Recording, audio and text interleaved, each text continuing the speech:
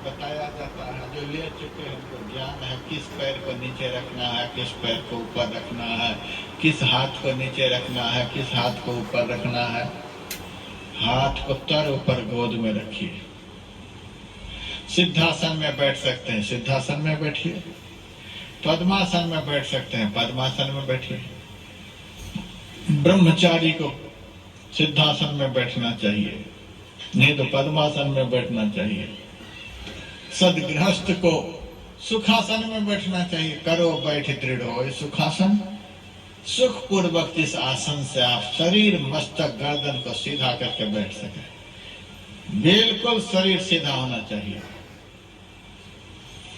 और पत्थर की तरह शरीर स्थिर होना चाहिए। 5 मिनट से आप ध्यान शुरू करिए।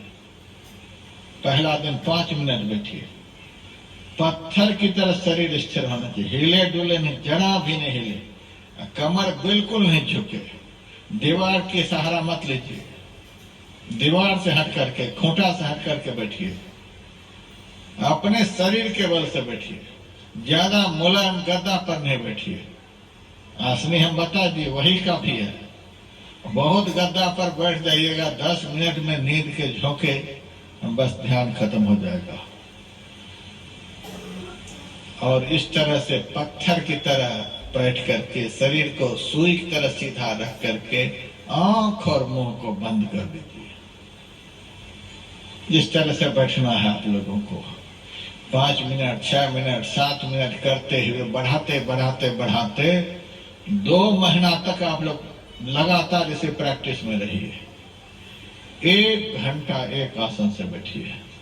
सभी गृहस्थी एक आसन से 1 घंटा बैठने का अभ्यास।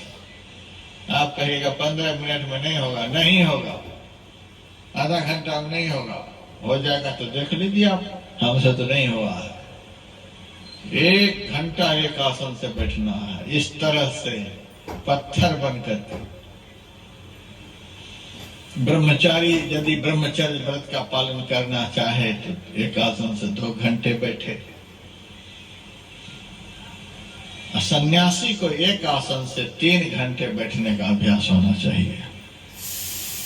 तब उस सन्यासी के वचन का समाज के ऊपर प्रभाव पड़ेगा। नहीं तो महात्मा बोलता रहेगा, गृहस्थी सुनता रहेगा, कोई असर नहीं होगा। उपदेशक के आचरण का प्रभाव श्रोताओं के ऊपर पड़ता है। 1 घंटा बैठने का अभ्यास। आंख मुंह बंद रखिए, आंख बंद करके अब अंदर में सामने की तरफ देखिए। घोर अंधकार दिखलाई देगा। अभी पाठ में सुना था, घट की काली घटा में स्थिर, तड़ित जड़ित प्रकाशा है साधो। अंधकार सबसे पहले दिखलाई देगा। अंधकार को देख करके घबराना नहीं है। ये नाटक घर का सबसे पहला पर्दा है। नाटक घर का सबसे आगे का पर्दा है। अंधकार को देखकर घबराना नहीं है कि कुछ नहीं, वो पहला पर्दा है। उस पर्दा को हटाना है। उस अंधकार रूपी पर्दा को कौन हटाएगा? तो मैंने पहले बतलाया, अंधकार को हटाने वाला काम स्पेशल तौर से गुरु का है। इसीलिए सामने अंधकार को देखते हुए न ऊपर ख्याल जाए, न नीचे, न बाएं, न दाएं। बाएं दाएं तरफ से रोक करके रखिए, ऊपर नीचे से भी अपने को रोक करके रखिए।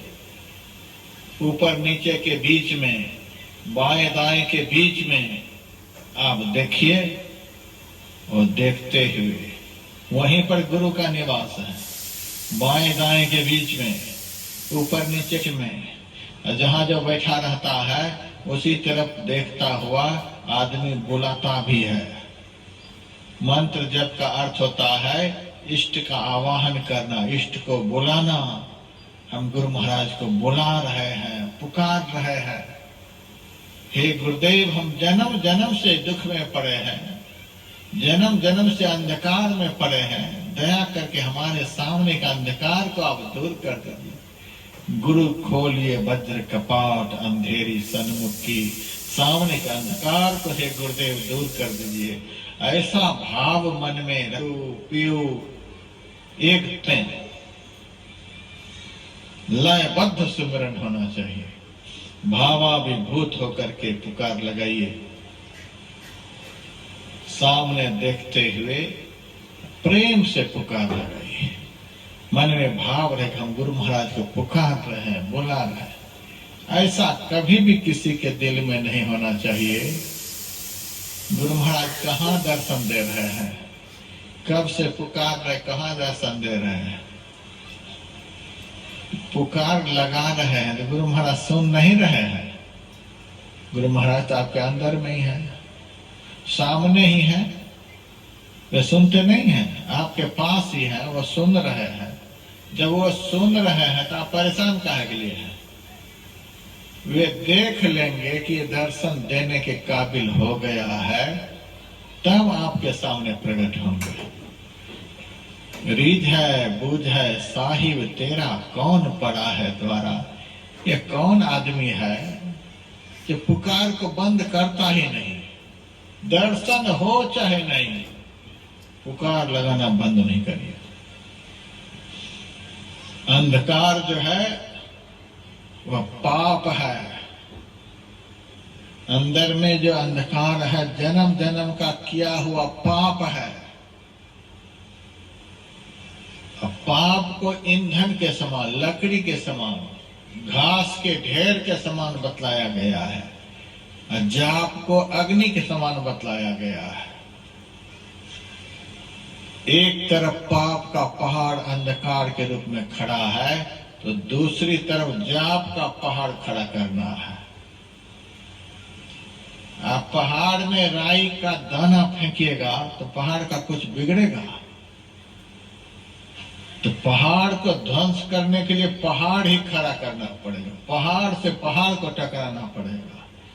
इतना जाप करिए, इतना जाप करिए कि जाप का भी पहाड़ खड़ा हो जाए।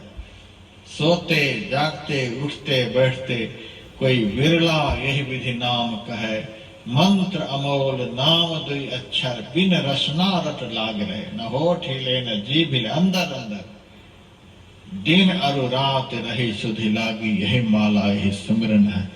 दिन रात एक कर दीजिए, सोना जागना सब एक कर दीजिए। जिस तरह से दिन रात एक करके पाप किए हैं, उसी तरह से दिन रात एक करके जाप करें। कभी जाप छूटे नहीं।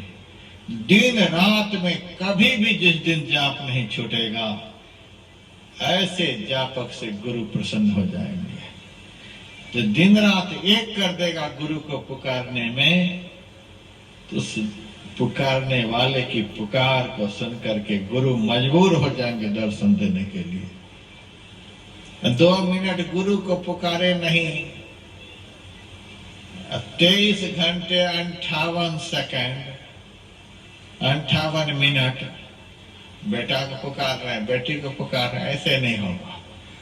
दिन रात एक कर देना होगा। दिन और रात रही सुधि लागी, यही माला यही सुमिरन है। जन दोलन सतगुरु ने बतायो, वाकी नाव पार निभाए। इस तरह से जाओ। चातक पक्षी के मुंह में जब तक स्वाति की बूंद नहीं पड़ जाती तब तक वह पुकार लगाना बंद नहीं करता है।